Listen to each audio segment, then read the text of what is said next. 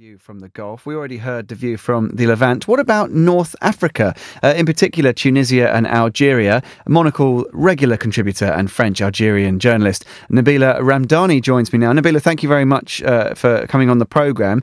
It's interesting, isn't it? I mean, in Tunisia, obviously, there's an Islamist government there. Will there be a great deal of trepidation as they watch events unfolding in Egypt, do you think?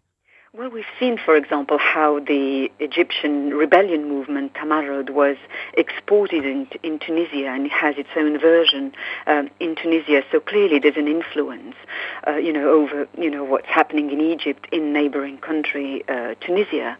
But I think we've also seen recently, a couple of political killings in Tunisia of secular politicians being murdered, allegedly by Islamists.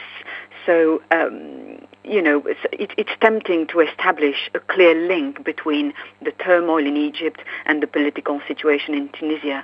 But I don't believe that the violence we've seen in Tunisia is directly linked to the situation in Egypt. And in fact, it is, in my opinion, more to do with, the political vacuum being exploited by extremist elements in the wake of the fall of dictators. And the establishment of weak government emerging from, after years of dictatorship. So I don't think there's a direct correlation between the turmoil in Egypt and the level of relative violence in neighboring countries in North Africa. So maybe no causal link, Nabila. What about when we look to countries that maybe haven't felt the breath of wind of the Arab Spring, if you like, in a country like Algeria? Do you think there's a sense then, not so specifically related to Egypt, but just more broadly across the whole region with that instability, as you mentioned, the fall of so many dictators in what is a relatively short period of time?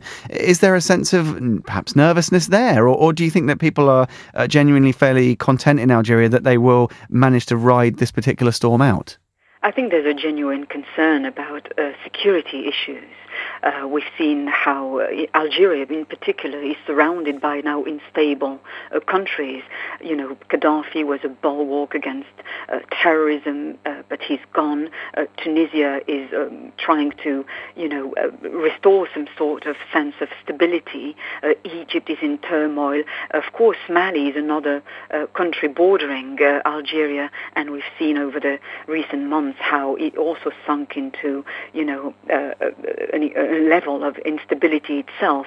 And of course, we all remember the attack on the BP gas plant in Algeria, which, was an example of how terrorist elements can exploit unstable situation and very porous borders. So there is very much a sense of nervousness in Algeria about monitoring and indeed, controlling its borders. And that's why over the last few days, key politicians in Tunisia and Algeria have met, in crisis meetings to discuss, security issues. Nabila Ramdani with the view from North Africa on Egypt. Thank you very much indeed for joining us.